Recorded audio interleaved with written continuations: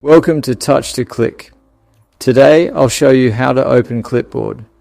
On Windows 11 and easily access all your copied items. Now let's get started. Step 1. Click the search icon at the bottom of your screen. This is the fastest way to find apps, files and settings on your Windows PC. Step 2. Type Settings and open it.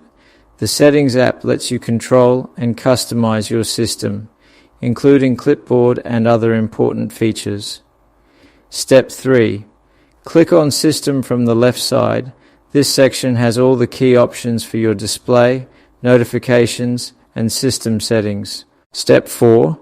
Scroll down and click on Clipboard. This is where Windows stores your copied items and lets you manage Clipboard features easily. Step 5.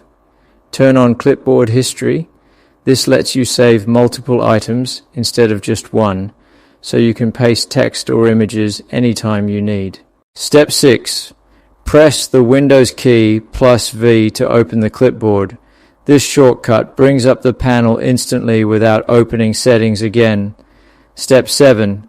View and access your clipboard history from the panel that appears, then select, paste, or manage your previously copied items quickly.